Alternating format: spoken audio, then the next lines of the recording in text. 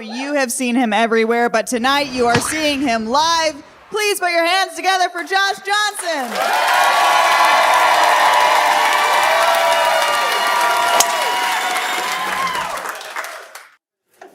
Johnson. Sometimes I find myself falling down whole rabbit holes online of things, stories and stuff.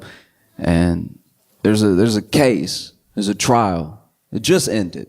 And I think it may qualify for trial of the century. I know that's premature to say, but I don't know. I think it's pretty incredible. The trial of Young Thug just ended. Now, if you don't know who Young Thug is, he's a rapper. It's not a dog whistle this time, all right?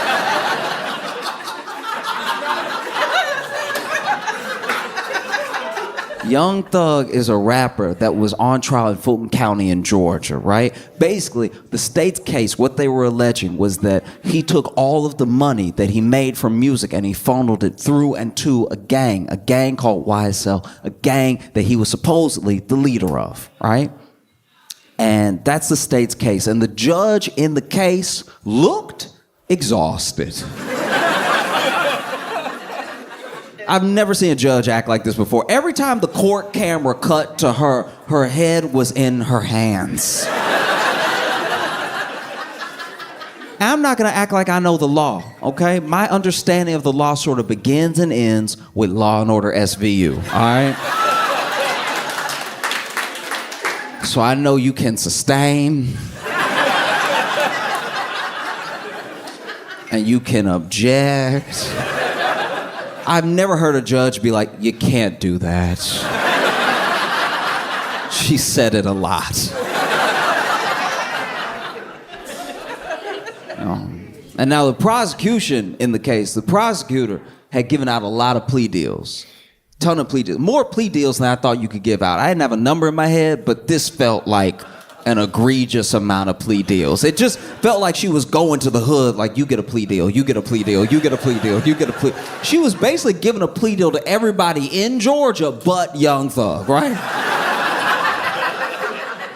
And she was giving these plea deals in return for their cooperation, their testimony that she would use to piece by piece paint the bigger picture that the state was alleging that Young Thug's the leader of YSL. Everything they do is by his direction. All his money goes through and to them, right? And the only problem is the prosecutor in this case gave plea deals to some of the least helpful people in human history, all right? I've never seen people less helpful than this. It was astoundingly unhelpful. I was helping my friend move one time. And he and I had to move a pool table. Just us. Downstairs. And our third friend was there at the bottom of the stairs just watching. And even he was more helpful than anyone that the prosecutor gave a plea deal to in this case. At least he could be like, watch your step, something. I'm gonna tell you about some of the testimony. I'm gonna need you to be patient with me because a lot of the dudes testified in this trial are going by their rapper name and they haven't made it yet. So I don't know why it's spelled like that. I don't know how to pronounce it. Just, I'm gonna say he for short, all right? There's one dude that was on the stand, right? And prosecutor asked him a very specific question, very specific reason. She goes, did Young Thug have an issue with Rich Homie Quan bringing his friend to the party, right? Now, Rich Homie Quan is also a rapper who has sadly passed away. But his friend, to the best of my knowledge, allegedly, is a gang member, right? This whole question is to paint Young Thug as a leader of a gang. That's why he would have a problem with a different gang member coming to his party, right? So the prosecutor asked, did Young Thug have an issue with Rich Homie Quan bringing his friend to the party? And then this guy on the stand goes,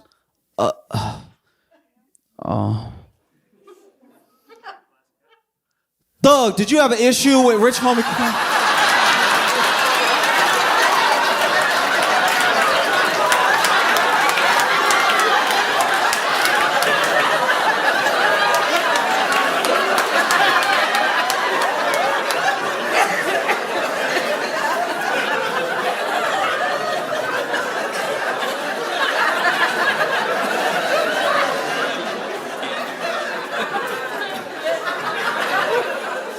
Never in the history of court have I seen someone ask a question by the prosecution and then go, I'll just go to the source. And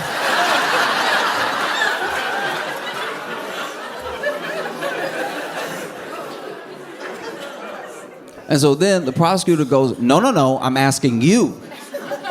Did Young Thug have an issue with Rich Homie Quan bringing his friend to the party, all right? And then this guy goes, I'm not Young Thug, so I don't know.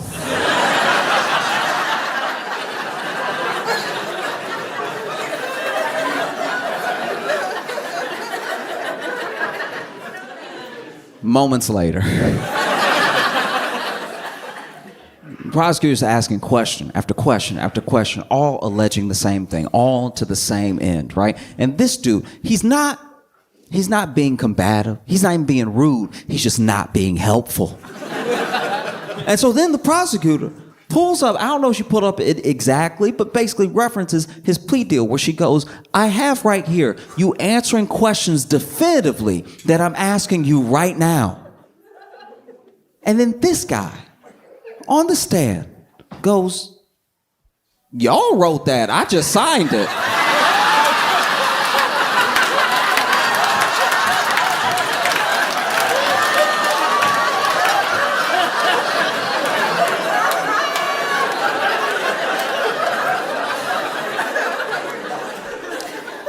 Never in the history of court, at least that I know of,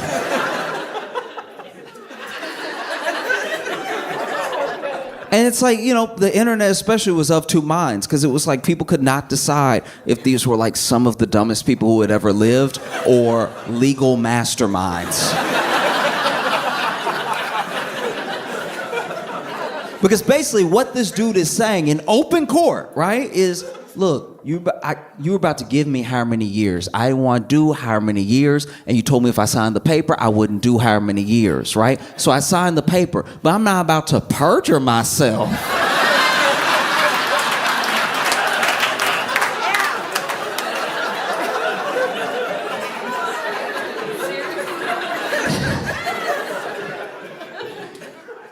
Oh.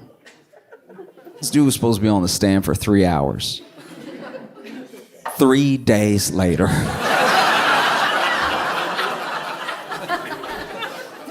The prosecution is asking question after question after question, all to the same end, right? And, you know, references again. Look, I understand that we typed it up, but what is in this is based off of what you said to the police. This is based off of testimony you gave during interrogation. And he was like, yeah, but if you gave it to me to type up, it would say something different than what you have right there, right now. Even the prosecutor was like, oh.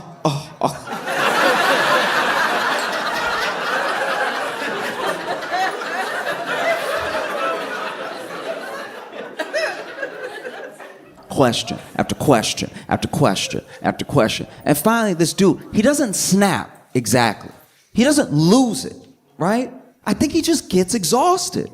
And finally he says, look, I'll tell you what I told the police. I'll say anything. Like,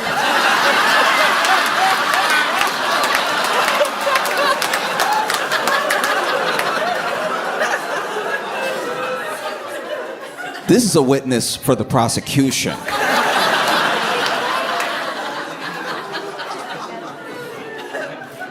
It's absolutely insane. The whole case is insane because you even look at the fact that the case had 3 different judges. Yeah, got passed off like a bad baton. First judge was Judge, I don't know how to pronounce his name. I think it's Glanville, yeah. And this judge, he does seem to suck. Like, he does. But he also had to put up with some stuff, too, because there were jurors that were fully out of pocket during this case. Just a couple of examples. There was one juror that got picked. It already took nearly a year, by the way, to pick a jury. which is insane. And then after they pick the jury, there's one juror that during the trial has started, and I think they just went to the Dominican Republic.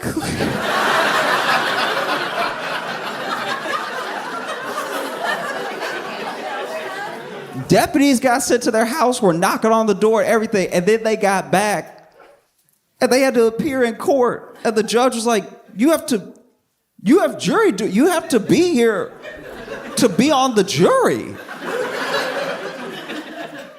And they were like, every day?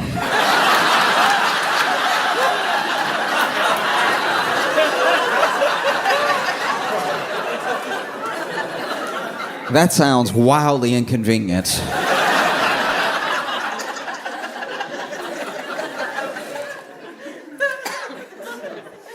Then, the judge was ready to, hold this jury in contempt and was basically giving them an out because this judge in particular loved contempt.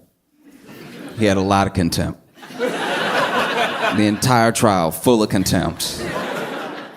And gave the juror a way out. He was like, look,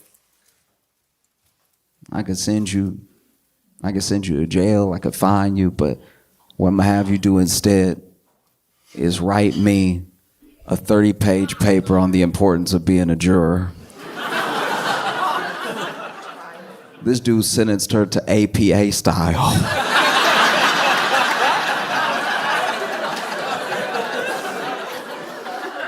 He sentenced her to citing sources. You couldn't see his face in the moment, but even Thug was like, damn.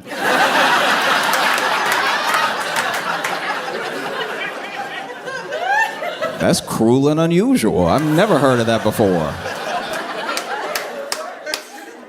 There was another juror that I admittedly, I don't even know what happened with this person, but I know that they got in trouble for for live streaming the case. Which is extra crazy because it was being live streamed.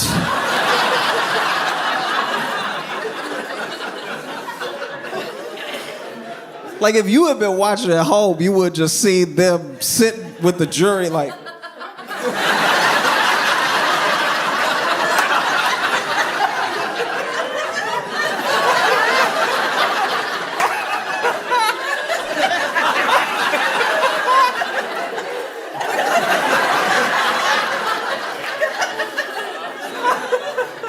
You risk jail time for an extra angle. We are.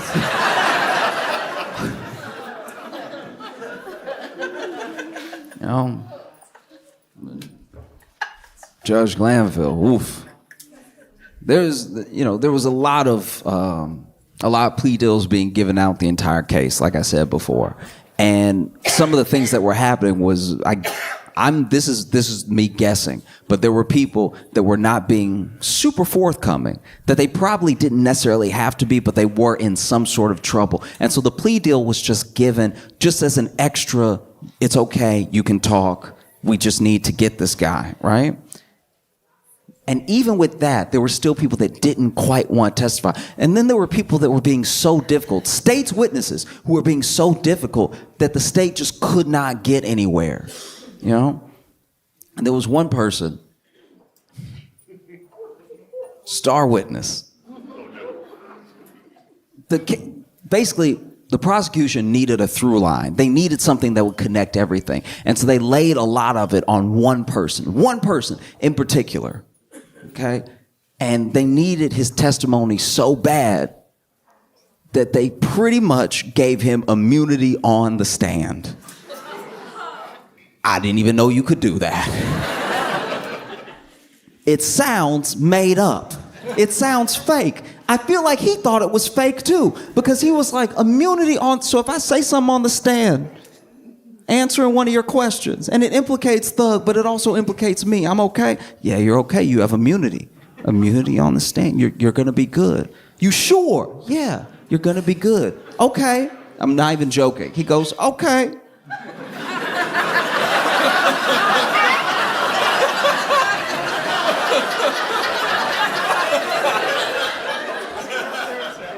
Okay, but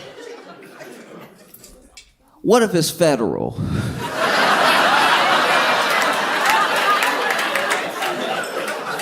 And I love that. I love a good haggle. I love like, okay, I hear immunity, but can I get a federal? Can I get some federal? Federal, please. Can I get a little federal?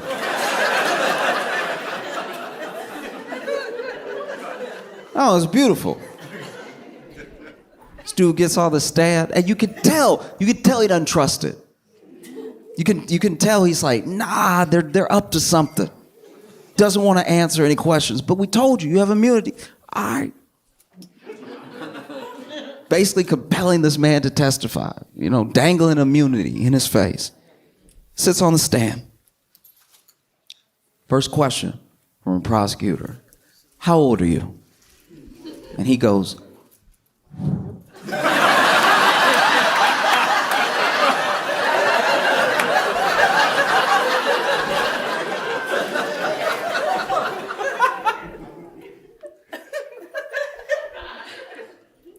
grown.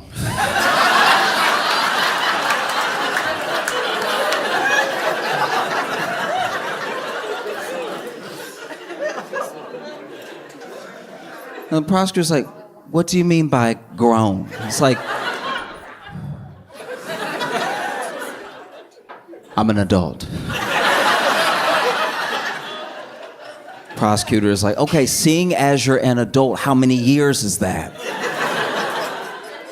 And then he goes, looks over at the judge. I plead the fifth.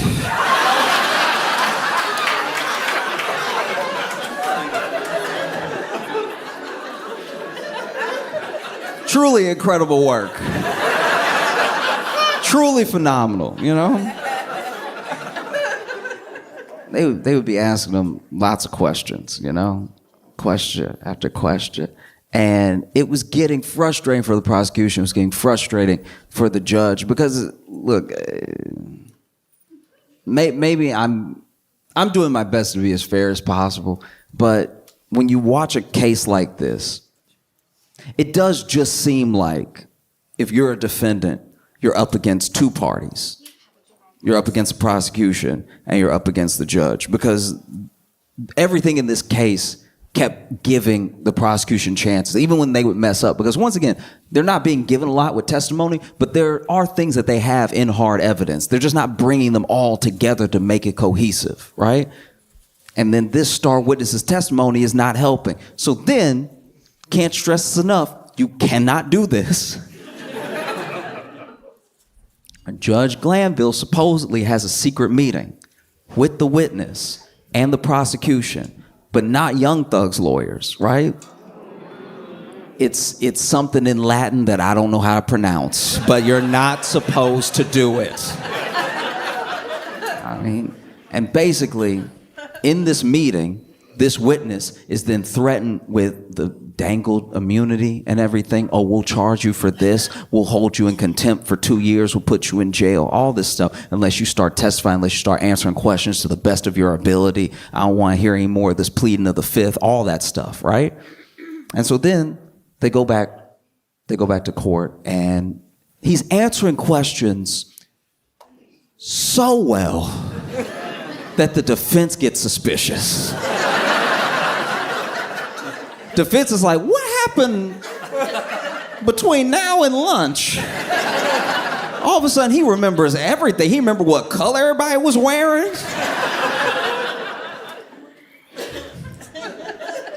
And then it comes to the defense lawyer's attention that there was this secret meeting. And so he addresses it in court, in front of the judge, to the judge. He goes, Your Honor, I've heard some distressing news that there was a secret meeting with you, the prosecution, and the witness. My client and I were not privy to. I don't know what was discussed. This person's acting different now. Like, what is this?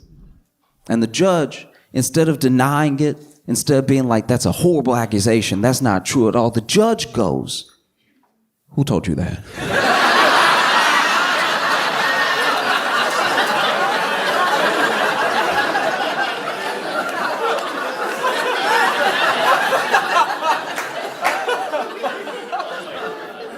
And you can look at it. You can look at it because it was live streamed. You can look. Who told you that? And he's like, Your Honor, don't worry about who told me that. That's the least of my concern. It's who told me that. The meeting is my concern. He's like, no, I need to know. This is very distressing. I need to know who told you that. And he's like, Your Honor, it doesn't matter who told me that. Is that true? Like, did that happen? Who told you that? Who told you that? Who told you that? Who told you that? Over and over and over. And it's just wild that, like, in a RICO case involving supposed gang members, that the judge is like, who snitched?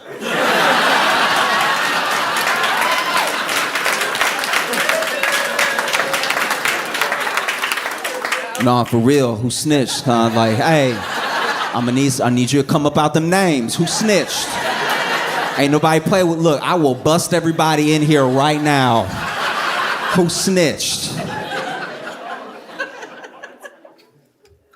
And Doug's lawyer is like, no, look, I'm not going to tell you, all right? I'm not going to tell you how I came upon this knowledge. I'm just asking you if this happened. I'm asking you maybe even for a mistrial. Like, how could this happen? He goes, who told you? Who told you? I'm going to give you 5 minutes to tell me who told you. And Doug's lawyer is like, I don't need 5 minutes. I'm not going to tell you. That should be the least of your concern. Like, is this true? And he's like, I'm going to hold you in contempt if you don't tell me. I will put you in jail if you don't tell me. You will go to jail if you do not tell me. It's like, look, I'm not going to tell you. You can put me in jail, but the problem is the meeting. The problem isn't who told me, right? And so then the judge does it. He holds Doug's lawyer in contempt, which is pretty terrifying. You know? This judge is basically going over and over again. Who snitched? Who snitched? I can't stand a snitch. And you know...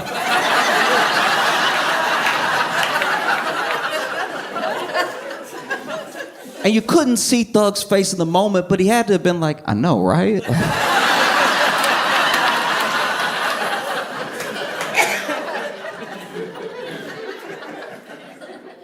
And so then Glanville does it. He holds Thug's lawyer in contempt.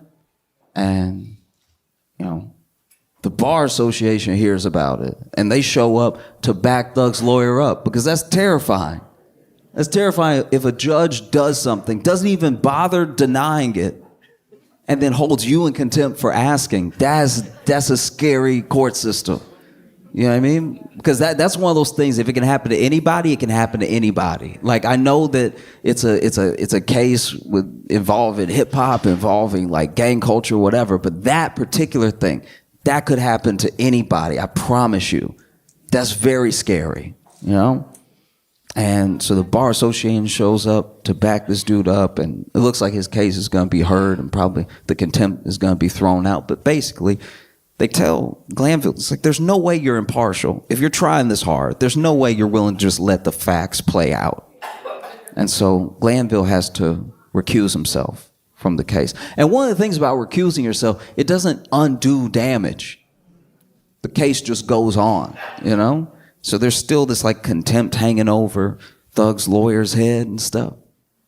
And then they move on to the next judge, and the next judge was the judge for a day.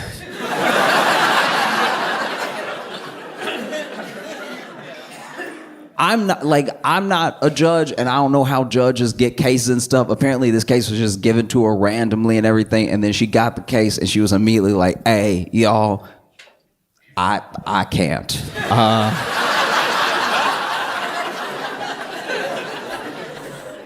And so many people were like, why? What's the problem? Don't worry about me. I can't right now. And so then the case goes to the third judge. You know, the judge just, that judge.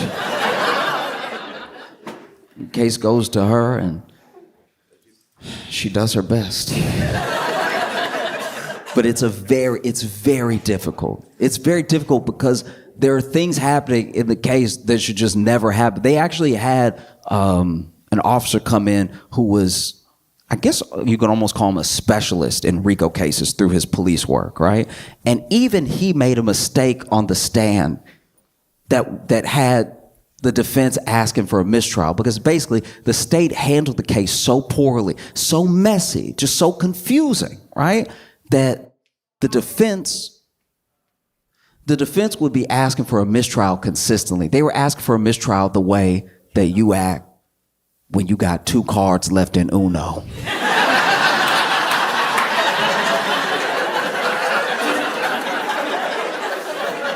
Anybody do anything, you're like, oh.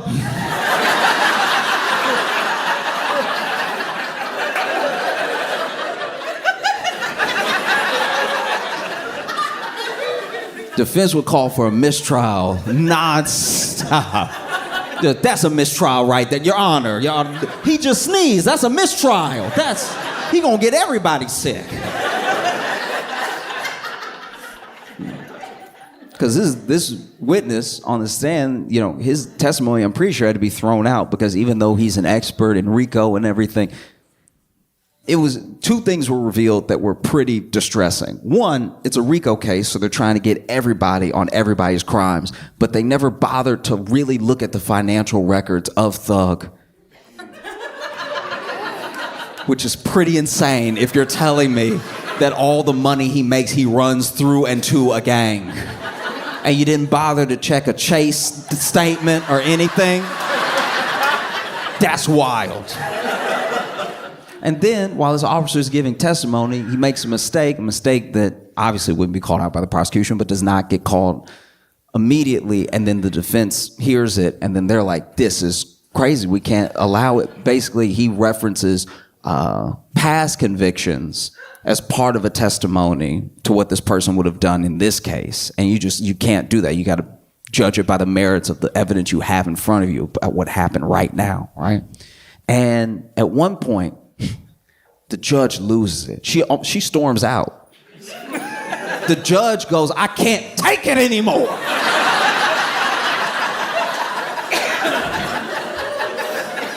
She hadn't even been the judge the whole time, but she was like, this is insanity.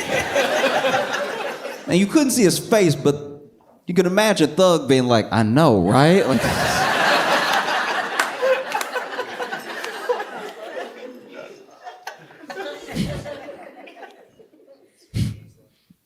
and so she almost grants a mistrial. There's a mistrial with prejudice and mistrial without prejudice. Mistrial with prejudice is basically don't even bring it up again.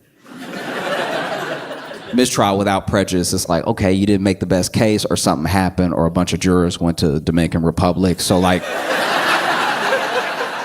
we can try it again later. And so, the judge at one point has had it with the prosecution and is giving like a full-on. You just so rarely hear people talk to like this on a live stream that aren't on a Zoom call at home. Like this, she was looking at the prosecution and she was at her wit's end and she was like, I don't know what to say to you. Like, I don't know, with the years of experience that you have, I don't know if you were willfully trying this case as badly as possible or if you were just so unorganized that you can't seem to string a coherent thought together on how 2 things are related. We've heard testimony. There are people that don't show up. We're leaving at 4:25. Like, what is happening? And the whole time, prosecution is like, oh. You ever just take your talking to because you're like, yeah, it's pretty bad. Yeah, and like the prosecutor had the same nod that dudes have on the street when they getting yelled at on Valentine's Day. It's just like, just go ahead and nod. Accept that you've messed up. It was so bad. And it'd be thing after thing after thing, whether it was jurors, whether it was judges, whether it was just wild testimony. There were people so uncooperative, right? Like, there was one point where they showed this guy a picture, right? And it's a picture of him and Thug and 2 other people. Apparently with the person, I don't know, I didn't see the picture, but apparently with the person who was murdered, right? because that's one of the charges. There's drug trafficking, there's like gun running, there's all this stuff, but there's also a murder, right? And when it comes to the murder, that's one of the big ones, because they're alleging that Thug paid for the getaway car, right? And so once again, not checking his financial record seems like an oversight.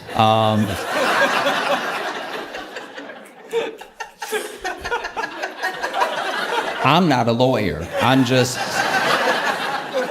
saying. And they show a picture, right, with all these people to someone on the stand. And they're like, do you recognize anyone in this picture? And he's like,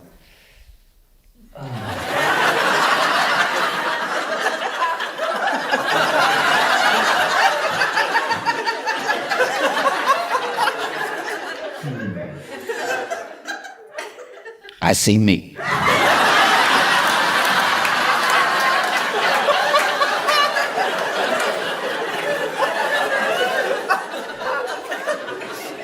Okay, fair enough.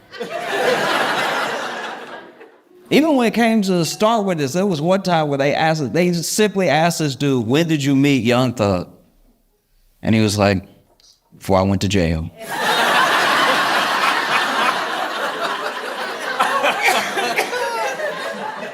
And just for the sake of clarity, the prosecutor tried to clarify, which time before you went to jail? And he just goes, you're right.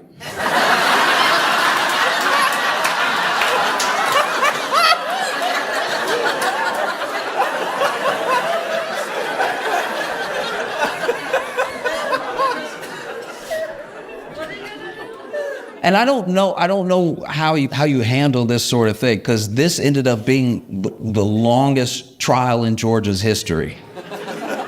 Also one of the most expensive, if not the most expensive, because I guess plea deals cost a lot of money. And it gets so bad that every day defense is like, hey, mistrial's still an option. You want to hit it with no mistrial? We can mistrial. But then, the prosecution would do something that would kind of warrant a little bit of a mistrial.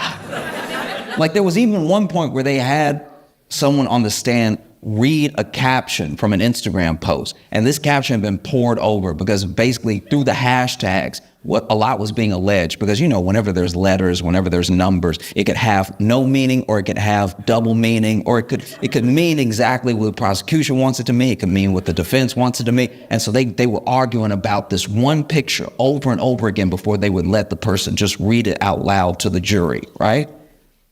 Because then I don't know if it's a gang, and I don't know if that was what the prosecution was alleging, but there was one point where the prosecutor was asking someone on the stand about a series of numbers, right? And a lot of people will sort of rep their area code. That's just a common thing throughout America, right?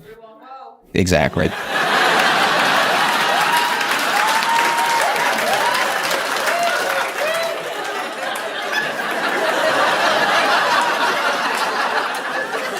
That one, that's one of those things that's like, it's so unifying. Everyone does it. Like, sometimes you just can't help it. Yeah. But this is my thing. Dude on the stand, prosecutor asked him, what's 374? And he was like, numbers.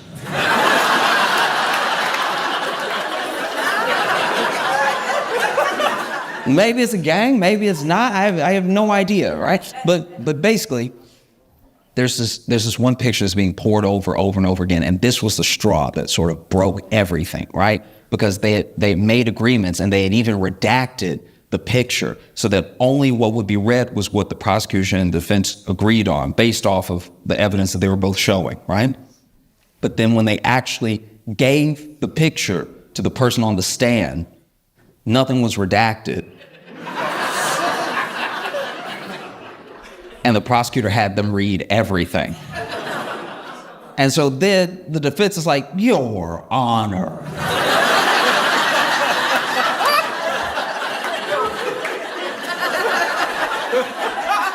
I've never heard a lawyer have to like go Your Honor, kind of like, Mom, like.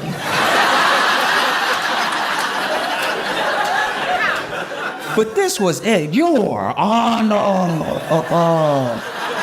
We just went over the thing. Why would Shaw?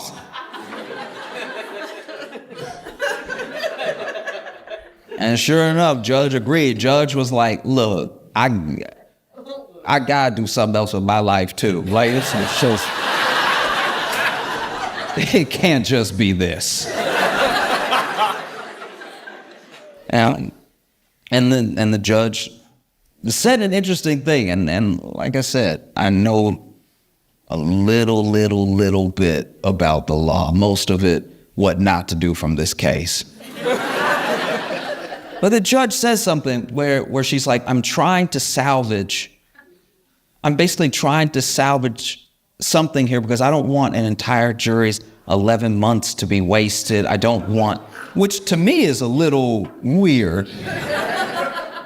Their time's already been wasted. Like, this is about seeing if someone did or didn't do something, you know? And so that statement was said, but then, you know, judge turns to the defense and goes, I'm not gonna grant you a mistrial with prejudice, but would you like a mistrial without prejudice? And defense was like, yup.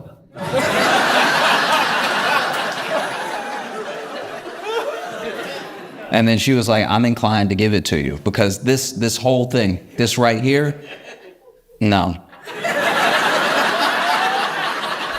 No.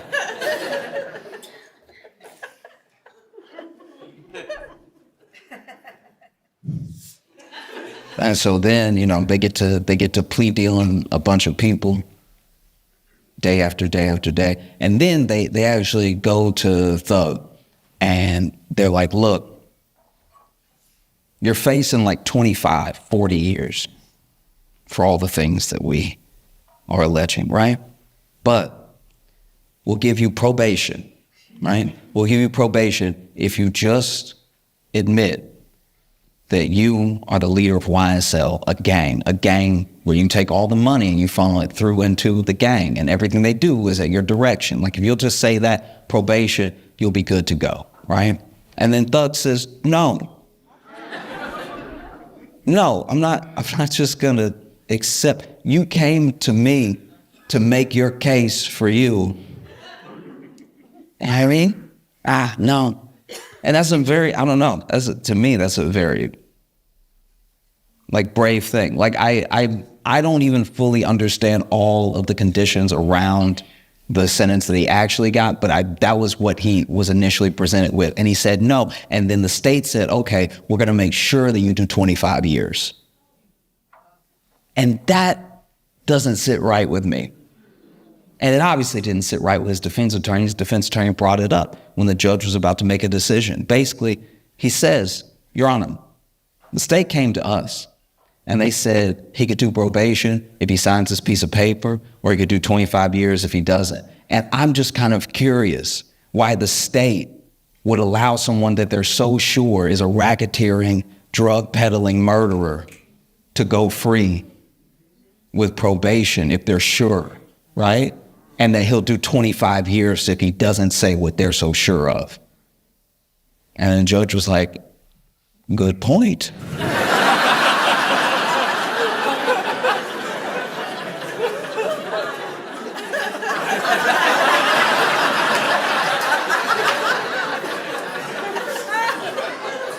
That is very hard to argue against. You know? And then the judge granted Thug probation and, you know, went home. And there are some people that are like, man, you know, if he could have just stuck it out a little bit longer, seen the trial to its end, there's no way he would have been convicted. The defense was ruining the state, like just at every turn. And it was mostly the state tripping over themselves, right? And I get it, though. That dude sat in jail without bond. Dude was in jail for 2 years. He was in jail for a year while they picked the jury. He was in jail the entire trial, you know?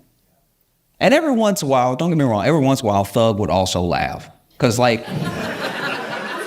he was spacing a lot of time, but every once in a while, he'd also be like, how did we get here? This seems... Far be it for me to say, I'm just a rapper, but as far as the law goes...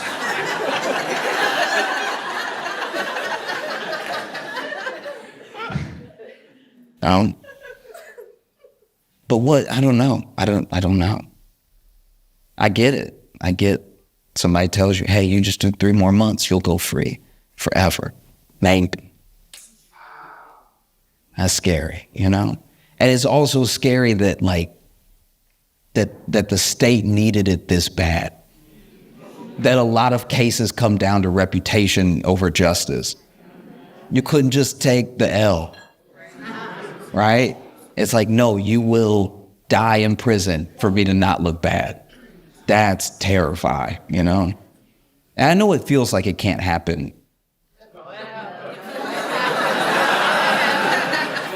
Yeah, I mean, like, I don't rap, but I could see myself in a bad situation. You know, because it kind of begs the question, you know, did this person get away with a bunch of stuff, or did the state just jam someone up for 2 years? You know, thanks.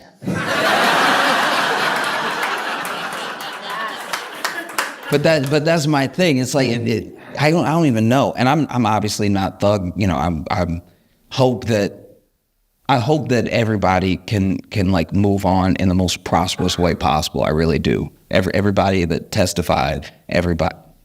I wish the best for everyone. I really do. I just can't seem to think there's a level of peace you have to attain that I don't know if I have. Because if someone accused me of being this like drug running, you know, murderer, this horrible person, like this that did all these things, and they were willing to put me in jail forever with a bad case that they didn't have enough evidence for. And then they were just like, you can go if you just sign it. I think it would make me mad enough to kill someone.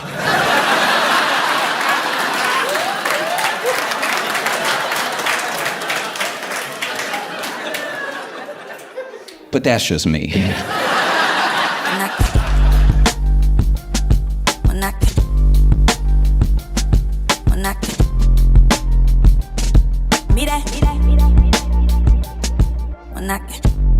Give it up for Josh Johnson!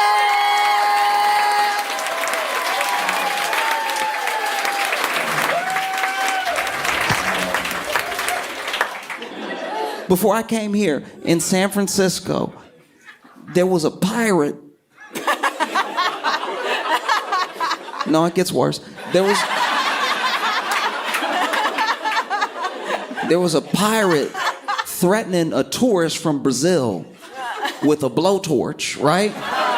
Which, as a pirate, you really shouldn't even have, because you're supposed to be on boats, you're supposed to be around a lot of wood. You shouldn't even have a blowtorch. That's not even a useful weapon for you, right? It should have been a sword. It should have been like a flint pistol, something. That would have made sense. If he had a flint pistol and he pulled it on him, even in the streets of San Francisco, I'd be like, he's on theme. But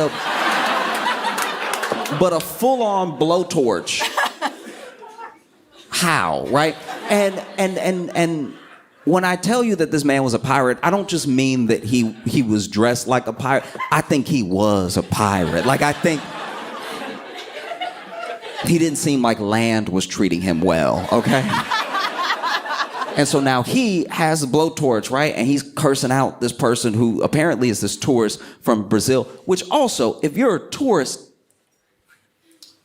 I'm not saying don't go to San Francisco, but I'm saying if you are an international tourist coming to the United States, especially for the first time, and the first thing that happens when you get here is a pirate, a pirate roll up on you with a blowtorch, which in any language is confusing, by the way. Like, you don't need to be speaking English to understand that this is a wild scenario that's happening right now, right? And so, you know, they're over here arguing. Now, the person who really saved the day was someone that worked at a coffee shop that saw what was happening outside, right? And so then they ran up and they were sneaking up behind the pirate, right? Getting real, yeah. And it was one of those sneak ups where I was like, "Ooh, if he turned around, you cooked." Like if he turned around, because he was quick with it, but he was very smooth with all his movements. But it took him a while to like get close, right? Like he was. You know what it looked like to me? Okay, you know like when you go to the zoo and something went wrong, and so then one of the zookeepers is like trying to get them back in the cage. Or they trying to like let them know that that kid in front of you, that's not food, but they getting close real slow, like they're just like, okay, buddy, all right. It's because you know what it is? You can tell the level of danger somebody knows they're in as they're approaching by the hip movement. Because he wasn't just walking up like he really like was pivoting as he was getting in. He was like, all right. Okay, all right. It feels like if you use hips only to move forward, nobody will hear you. It's like almost a universal thing when people try to sneak up, you know? That's why you don't see, you know, you like that's not how your grandparents sneak up or whatever. Because if they tried it, you know, like if your grandma tried to sneak up behind you real good and everything, you just be hearing.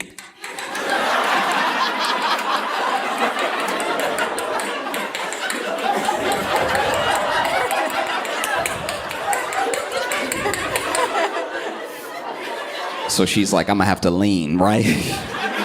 But anyway, this dude is like sneaking up behind him, getting real close, and in an instant, snatches the blowtorch and runs off, right? So now we sort of neutralized the main threat. But the pirate was like, you think I need that blowtorch? I'm a pirate in San Francisco. On the streets in 2024, I don't need weapons. My presence alone is a threat.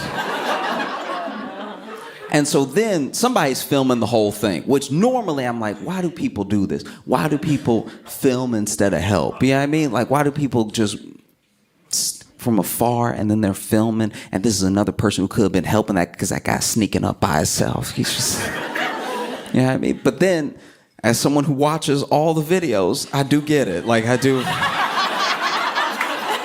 You want to criticize it, but if it wasn't for this guy filming, I wouldn't know this was happening. This didn't make the news. It's just regular San Francisco 5 p.m., right? So then, you know, sneaking up, snatches the blowtorch, runs off, right? Now, as he's running off, now this was almost cinematic. You couldn't have planned this better.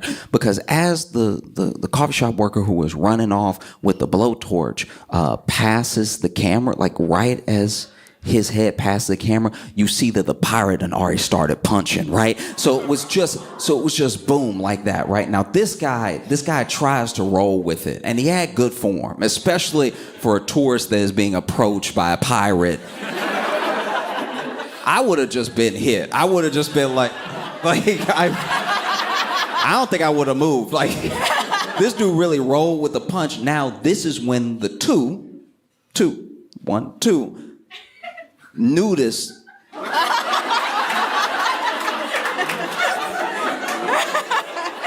come into the picture, right? Because there were some nudists that were there anyway. They were gonna be naked no matter what. So when the two nudists come up, they're like, this is what we do. We didn't get, because a part of you, if you don't know anything about the culture, you thinking like, oh, they see a pirate, they're like, it must be safe to get naked. They just let you do whatever you want. So they were naked anyway, right? So then one of the nudists sees what just happened, sees that this tourist has been assaulted by this pirate. So then he run up and come in with his, it was really beautiful sequence, because basically the pirate was like, bow, right? And then the nudist comes up and it's like, bow. And then when the nudist swings, okay, so the nudist hit so hard that he did lose his footing, right? So then him and the pirate both fall. And now this is the first point in time where the pirate looks like somebody in this scenario is more uncomfortable than me, right? Like because you see, okay, so the pirate punches that dude and he's clearly like having his own journey, right? But what snaps him back to reality in a moment's time is not only being hit by the nudist, but when they both fall, you can see the pirate. Okay, so the pirate his back is to the camera and you can't really hear him, but you can hear this little like, and then him and the nudist are getting up. Now, if you think, I try to put myself in the mindset of everybody involved in the video, right? Because there's a lot going on, you know?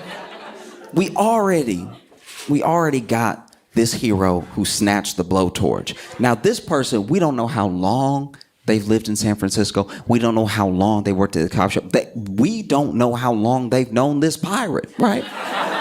But the way they sprung into action, you could tell it was like, I have to do something, right? They took it upon themselves. Now, as the tourist, I've already mentioned, you being accosted by this pirate, that's weird enough to make a person freeze, right? But for a second, I want all of us to put ourselves in the mind of the pirate, all right? Because the pirate, we don't know exactly what was going through this individual's mind, but we know it was something to do with maybe this tourist, maybe he thinks this tourist stole some of his booty, maybe he thinks maybe the tourist is standing on the X that he's trying to dig right now. We don't know what's going through his mind, okay? All we know is that he feels emboldened enough and passionate enough to start swinging. And as soon as he starts swinging, he gets a right cross from out of nowhere. He doesn't know anybody else is in this situation with him except this guy. And so then he gets his right cross, so he fall, and the person that hit him also fall. And then when he looks forward, he sees a naked man.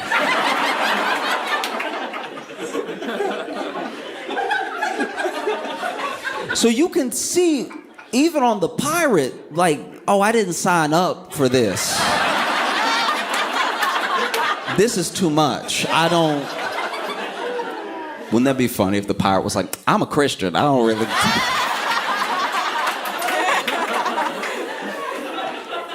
But the pirate is also like getting up and everything. Now, the nudist was fast. So the nudist got up before the pirate really knew what happened, because you could tell the pirate calibrating. Like, when did he get naked? Was he always naked behind me? You could tell the pirate got other stuff on his mind. So he tried to get up, but he's also like, when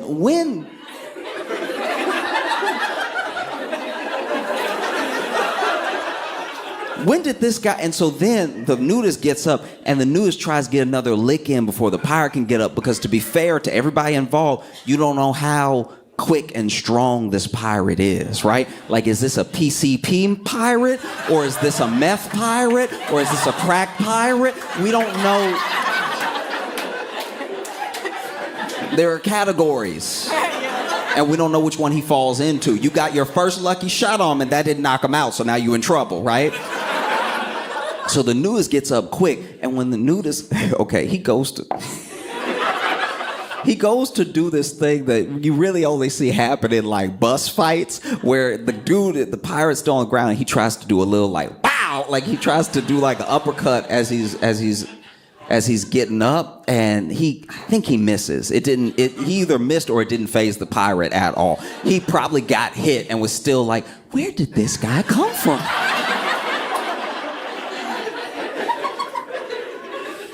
Because also the nudists were white. And so it's on top of seeing a naked man, you just seeing like, you seeing shades of pink coming at you. Because you got to remember, this dude is ready to fight. So you're not in a regular fight with another dude. Like, also, by the way, I'm pretty sure if I remember the video correctly, the tourist has not left, but he has taken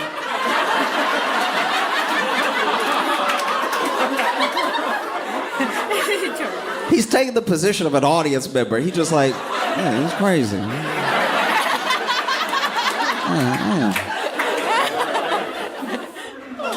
And so then the pirate tries to get that extra lick in, and I think he missed and everything. And then the pirate, they have a couple more little scuffles because you can tell that the pirate trying to like fight, but he not trying to get too close. Which is, look, as far as a tactic, because there's a lot that people don't know about martial arts. There's a lot people don't know about self-defense. And it didn't occur to me until I saw that video that man to man, for real, like if you ever in a fight and you don't really want to fight and you know your opponent doesn't have a gun, right? It's just man on man fisticuffs, right? It would help to get naked. I think the level to which somebody want to fight you goes down the more naked you get. You know what I mean? Like if we have, like you bigger than me, if we have problems right now and you coming at me, but I'm just, like that switches things up for you. Cause now you like, what am I gonna punch? Like, am I gonna, cause even if you win and you don't really want to, even if you punching, you just don't really want the risk of touching balls like that. Like if you, because let's say we going head body, but then I go high and you go low, and now all of a sudden my whole knuckles get grazed. But you see, y'all groaning, but I'm right. You don't want to fight now. Next time somebody try you in the street, fellas, just start. Because dudes already take their shirt off. The problem is they not stopping. That's the problem. They're not stopping the whole fight by just taking the rest off. Because the shirt is like, you're not going to be that encumbered by the shirt, right? Yeah. Might as well drop the pants. Yeah. Even take the shoes off. Really confuse them, right? Yeah. And so you can tell that the pirate really doesn't want to like fully get in there. And so the whole thing starts to just fall apart. And the whole time I was thinking like, wow. I was trying, once again, put myself in the mindset of everybody involved. Like we went through what the tourist must have been thinking, what the pirate must have been thinking. Even the nudist. Nudist had to have something going on in his head to be like, I have to help. This guy has a blowtorch. And even though somebody just took it from, he's clearly trying to attack this person. He just attacked this person. I need to do something, right? I should call somebody. But you don't have any pockets. I wonder if he reached for it too, like we need to get the police. I guess it's me then. Then he ran in like a Superman with his balls out, right? But what I really can't shake is what must have been going on in that second nudist mind. Because both nudists, they were together, by the way. I don't want you to think in the story there was one nudist and then another nudist. They knew each other, right? Maybe they were just walking, enjoying a day, sunning. And then they see all this yelling going on. What was that? What could be happening? And then they see this guy has a blowtorch to his side. They're like, oh, I hope he doesn't intend to use it. And then, you know, they see this guy strike, and then, you know, first nudist just jumps in, starts swinging. Doesn't really have his footing right, doesn't really have his hands ready, but he's trying. That second nudist must have been like, damn. I think they got it. Like, I think they good, you know what I mean? I do like how, I'm not saying they waited in a way that, I don't mean this person was being courageous for stepping in, but I do understand the self-preservation that takes place where you wait to jump in till that blowtorch is gone because I'm naked. That blowtorch might burn that tourist, but it would change my life.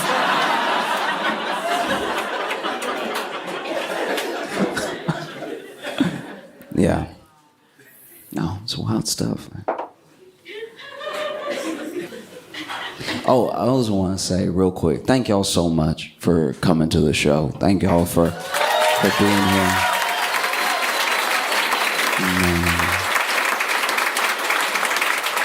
Thank you for an amazing weekend and everything. You know, I don't know, you know, when y'all might have seen me for the first time or anything, or you know, what maybe video it was. I've been posting to YouTube for like a year now, and I started it a year ago where I was just like, I was like just sharing like my thoughts on things, sharing my jokes, feelings on stuff, and I appreciate it because it really, I don't know, that was the thing that really turned everything around, and I got to, in some ways, like meet you, and now I'm getting to meet you for real, and I appreciate this opportunity because it's like, I don't know when you may have seen your first video, or if you even know who I am. You might be like, she brought me. Like, that's also very fair. I will not be offended at all, right? But I appreciate you, for real. I appreciate you taking a chance on me and coming here to have a good time and letting me talk to you and everything. I've done lots of shows that were not. I've done shows where they didn't know I was coming, right? I've done shows where they booked me to do the show, and then I show up, and they're like, "Oh, we also gonna play the Blackhawks game behind you." And I'm like, "Oh, does anybody want a show?" He's like, "No, it's a surprise." Don't surprise. So I've definitely done shows that were, you know, on the rough side because people weren't there to hear what I was gonna say, and I get it. I do get it. That's why I don't take anything lightly, that I get to be here in front of you. And everything that I say, I'm not always going to be perfect, but I try to be thoughtful about what I'm saying, you know. And I think sometimes when you bring something up, because you do comedy, people think whatever you bring up, you're making light of to trash it, or you're making. That's why sometimes people get uncomfortable when you talk about anything and you're a comic. They're like, "Oh, this person's going to be." It's going to be shitty, right? They're going to be shitty about a thing that I care about. And just because I'm talking about something doesn't mean I'm belittling it, right? Like there's a lot of stuff that I take very seriously, but I still feel like I need to talk about because conversation is important, you know? And oh, thank you. I appreciate it. Thanks. We'll see. It's been a like scary day, you know? It has. It's like, I mean, I hope you're not finding out from me.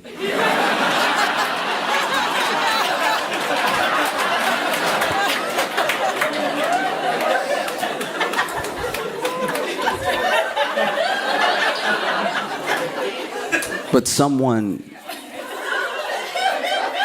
at a rally, someone. Don't do that. I'm just telling you what happened. At a rally, someone shot at Trump while he was doing his rally, and I still don't know. There's so much we don't know, but some people say it was a bullet, and some people say it was glass, but either way, he got a cut over his ear, and the person that was behind him got shot, and they died. Right? And they've apparently shot the suspected gunman and everything, and it's just it's one of the wildest days in a long time because there are days that are like checkpoints throughout American history. Like we had a birth as a country, and then you know you can set the checkpoints wherever you want, but there are big ones. There are big ones like the country starts, and then there's a civil war later, right? And the Civil War is a turning point for the country forever. You know what I mean? There are people that even now say like we're more divided than ever, and I like to remind them that we did have a civil war. Yeah, I mean, like that's Then you need to read a history book. Then ever. Ever? No, not ever. You know? So you have something like the turning point that happens due to a civil war, which even now, even to this day, hundreds of years, there are people that are hundreds of years removed from the people leading up to the civil war that were in their family, that they still have differing opinions on like the Civil War, why it happened, how it went down, what should have happened, right? And then you have Lincoln's assassination. That's another turning point for the country forever, right? Because once things are put on the table with time, they're never taken off. There's always something that could happen, you know? And then you fast forward more, and we've had turning points. We've had really scary days. And people can belittle it as much as they want or whatever, but we've had times where we're like, oh, are we a country anymore? And so you see those moments like that, right? And there are people who are even now, they're afraid, right? They're afraid that there's going to be another version of the Civil War, right? Because the people that hate people so much throughout this country for whatever political affiliation for whatever they say. This is the thing about being online as well. When you go around, you know, I go everywhere. I try to go everywhere, and I'm trying to meet people everywhere. And when I meet these people, almost all the people, and some of them are having a bad day, some of them have had a past, but most people, pretty pleasant, right? It's easy to forget that online. Because online, people have the safety to be a troll, and there's also bots. So you could go through your life and bump into people all day and have nothing but beautiful experiences. But then you get online and you post a picture of yourself because you're happy about, you know, maybe something that you bought and you look good in. And there's all the comments under it. Why are you wearing that skirt, bitch? It's like that is happening in real life, but that is not real life. Right? The people that you meet in person are real life. The people that you meet every day, that's real life, right? So I'm not saying it's real life as in it doesn't matter. I'm specifically saying that like the grace that you give in person is that's our better nature. That's what we would hopefully have all the time. It's being online that makes people monsters to you before you meet them. You look at those pinpoints, and there are people that are worried about us falling into the trap of another civil war, like so much hate, right? And I personally don't think that's gonna happen. I'm not just hopeful, I actually don't think that's gonna happen, because if I'm being honest with everyone in here, we don't have the grit.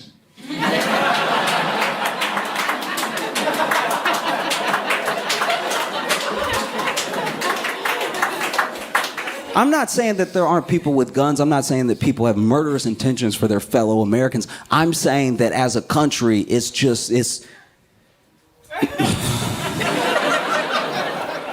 we would get tired too fast. We would. Like it would be day 8 and there'd be people in America wake up on whatever side you on being like, again?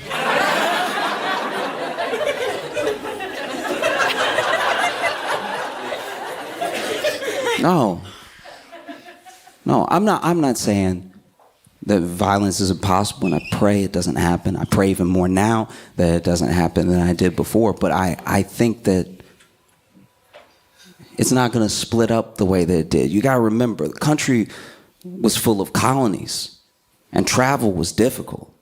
So when the country split and we had our full-on civil war, it was a different time truly, right? And now you have family that lives here, you have family that lives over there, you have family who's moving.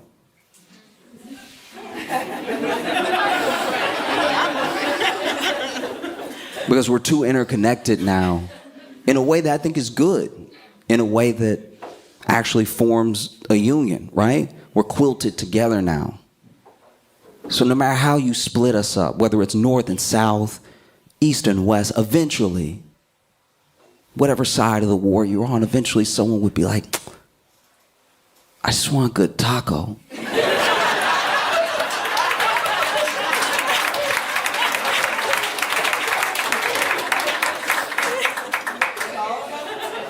You know, I believe what I believe in, whatever, but I cannot have another bagel. I am stopped up.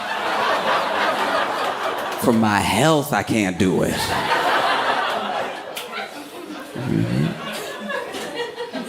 And we don't know anything yet. Like we really don't. Everyone's talking, right? It just happened. So everybody is talking, you know? It happened like 6 hours ago and everybody's talking, everybody's speculating. There's already the conspiracy theories, there's already like some vitriol started. We don't know, and we can't act like we know just because we feel a lot, right? Because this is the other thing. You talk about pinpoints in time, you talk about checkpoints. Civil War then leads to Lincoln's assassination. That's another checkpoint that we cannot come back from, because once things are on the table, they're on the table for the rest of time.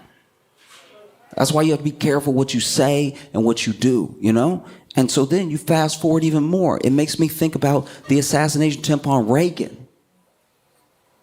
Because Reagan, you know, Reagan still is one of those figures that's like either beloved or absolutely despised, right? The policies they put forward and the aftermath afterward, you know, people feel how they feel about it, right? But when you think about that person that shot Reagan, right? We were in a different time of division back then. It was still pretty, you know, relatively civil, relatively ideal by today's standards, right? But let's say we had lost our minds then and been like, oh, this is a plot, this is an inside job, this is a conspiracy. Let's say we lost our minds when Reagan got shot, and then you actually talk to the shooter, and then you find out why he did. He's like, oh, I just wanted Jodie Foster to like me.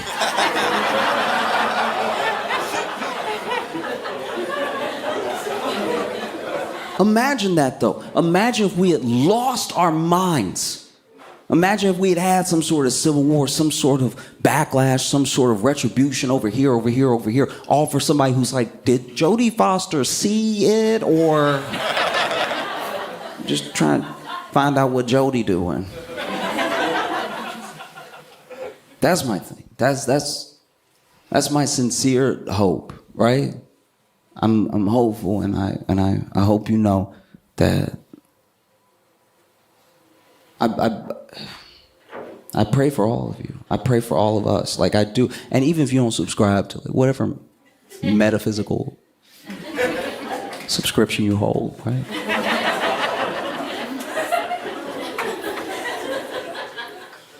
You know, because at the end of the day, we really are all Americans. I know it doesn't feel that way. But every one of us, just by the reaction that y'all had when I told you that somebody died, you know that we all still have our humanity. We don't want to see anything bad actually happen to anybody, because you don't know that person. You don't know anything about the person that died today, but you know that they were an American, and you know they were a human being, right? And so I think that what I've decided when it happened, and I can only speak for me, I'm not going to tell you what to do. No matter anyone listening to me, you can do what you want. But when I saw it happen, I decided in that moment that this right here is where I'm going to plant my feet, right? I'm not going to let this make me radical one way or the other. I'm not going to lose my mind, because we don't know. And two, the humanity we show to each other just in passing, that's really important. And honestly, all this is gonna be funny again in a minute. I haven't forgotten, like I didn't forget. Like I wasn't like, let me get him with the yuck yucks, now lock the door. Like I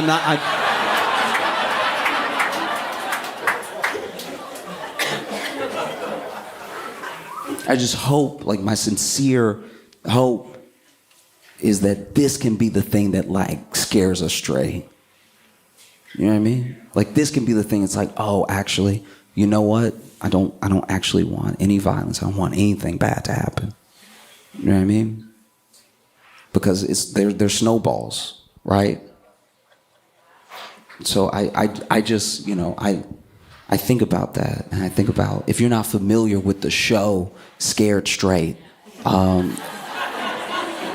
basically what they do is they take kids, right? Then kids who are pretty bad, right? They're like bad kids, and then and the kids are very hard to root for, because by the beginning of the episode, they're always like, I punched my grandma in her face, right? And then And then they take them to jail and they spend a weekend at jail because it really just takes a weekend. They spend a weekend at jail with the inmates and then they try to do what they do at home with the inmates. Like, I punched my grandma in the face and then one of the inmates is like, kiss me. And it's just,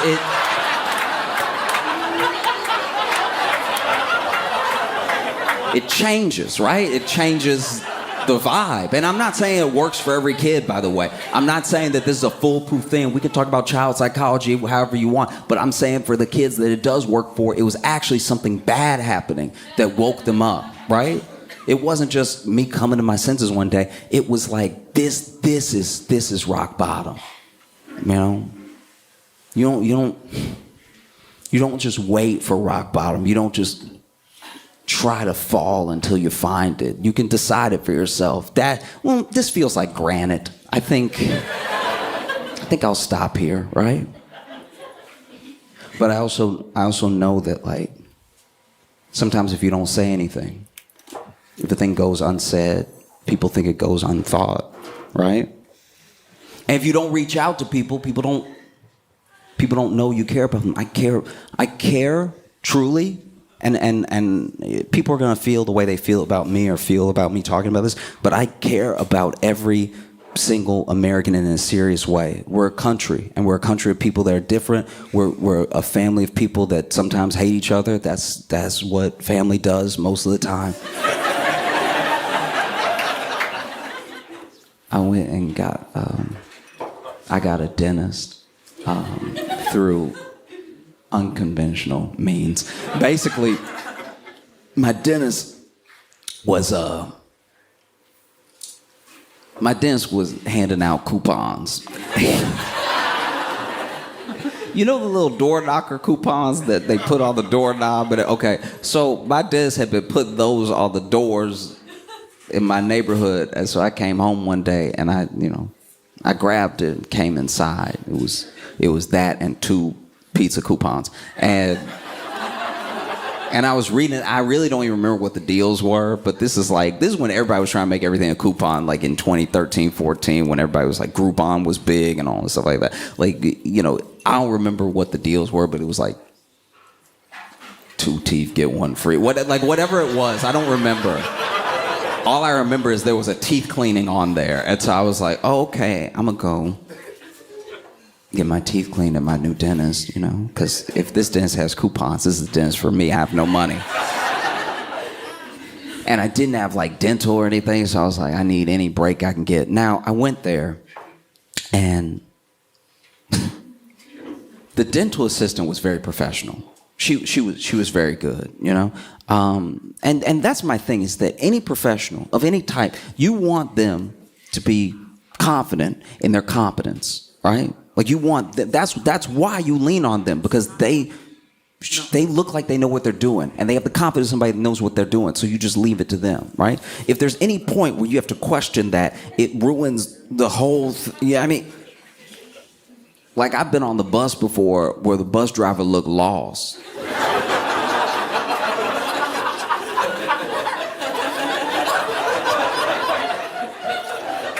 And I'm sitting, I'm like, why is he checking his phone? Like,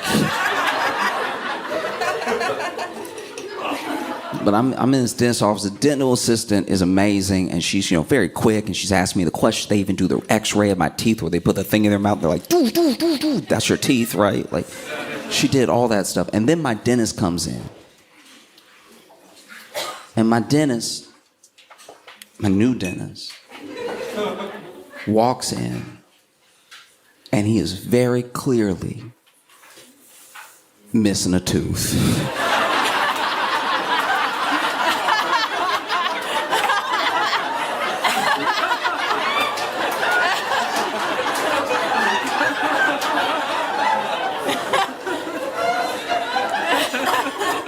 And it's not like a wide smile, back of the mouth chewing tooth. This is one of the stars of the show.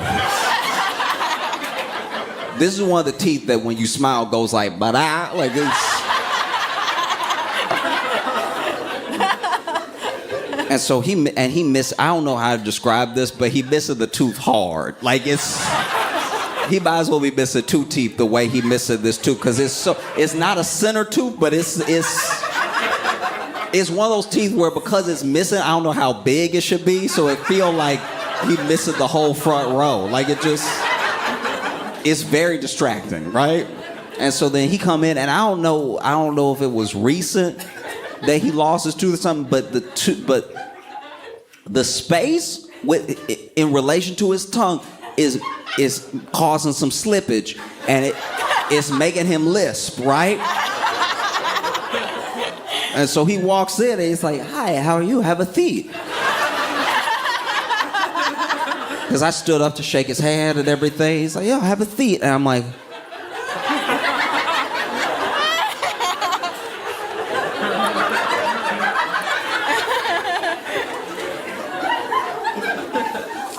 and then this dude is like, so he's sitting next to me, right? And he's talking and he's asking me all the questions. And then so, "How much do you floss?"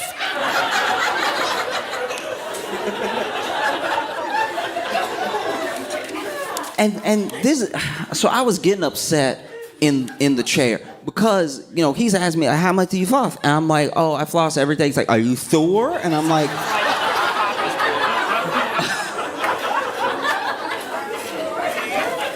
I got so upset. I didn't say this out loud. I said it in my head, but I was like, okay, but which one of us is missing?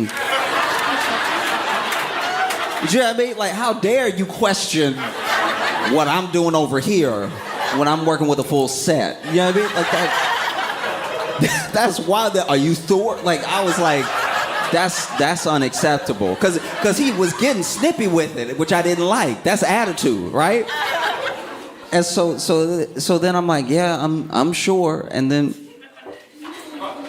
I don't like how he's going about it, because you know how the dentist will, sometimes the dental assistant will do it, but sometimes the dentist specifically will go through with the floss again and go over the dental assistant's work if they didn't feel like they did it right. And then he was grabbing all the tools, you know, like the little sharp little poking, the tools of the devil, right? He was grabbing all of them and he was in my mouth and everything. And I don't know how to describe this, but I don't like,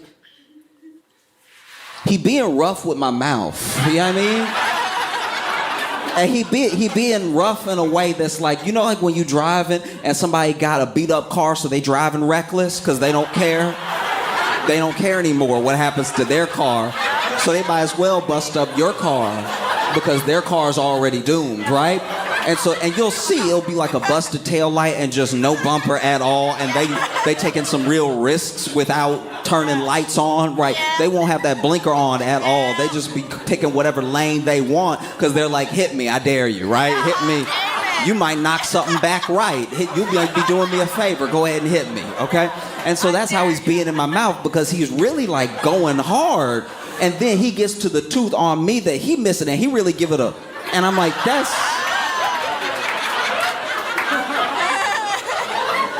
that's not okay, you know? Just because it's over for you doesn't mean, like I still have a future, you know what I mean? Like, how dare you do that? And so then, you know, I don't know if it's because I'm young and I'm just like not really thinking, or because I'm awkward in a lot of social situations anyway, but finally I was just like, so what happened? And then this man had the nerve to go, "What, this?"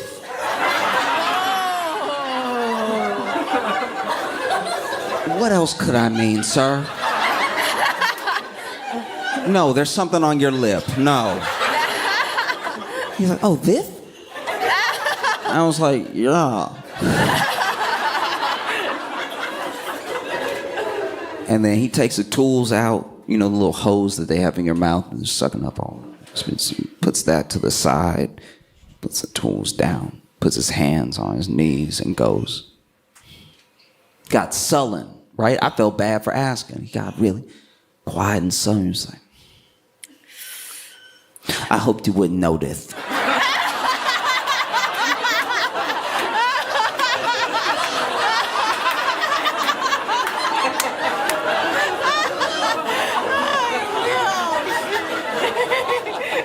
Sir, you came in here teeth first.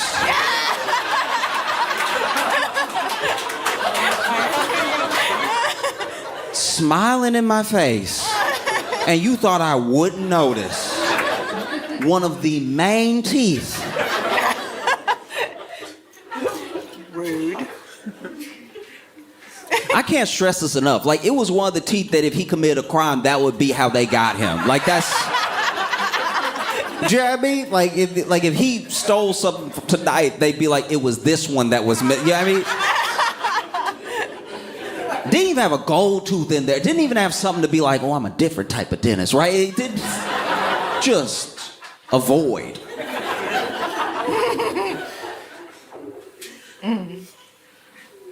And it was big enough I could see through, like I could see his throat. Like it was... And he got sullen and he was like, it's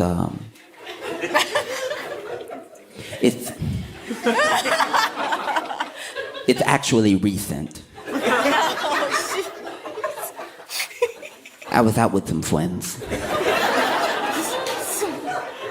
And this is my thing. Okay, like, I know he telling me the story because it wasn't even my business, so he didn't have to tell me anything. So I know he's doing me a favor by telling me the story, but I swear to you, this man hit every S possible in this story. He didn't avoid any of them. I was like, what are you doing right now? Bro, every single S? That's crazy. So he's like, so I was at Buffalo Wild Wings. I was out with some friends, and we were watching the sports on the little sports center they have with all the TVs and everything. There was one of my friends that I hadn't seen in a very long time from college. It was very serendipitous, and I was like, that...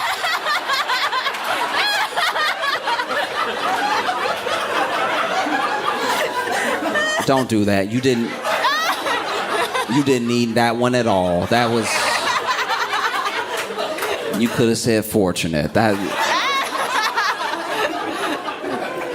Oh, shit. And so then, you know, we're sitting there, and you know, I was having a good old time. I was sucking the sauce off my fingers and everything. And then there were some guys a few booths away that I would start jawing at one of my friends. I guess they knew him from his past or something. And so then they would start talking, you know, over at us. And so then, you know, we went over there and, you know, they were out here talking shit. And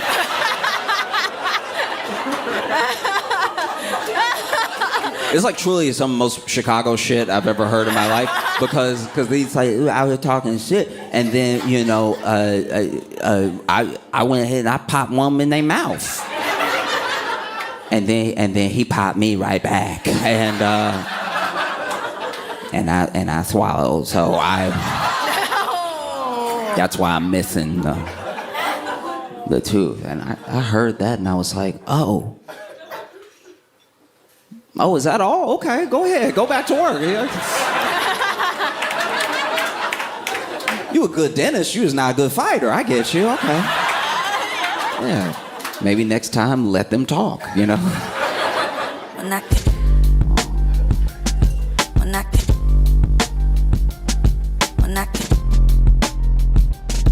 Mira.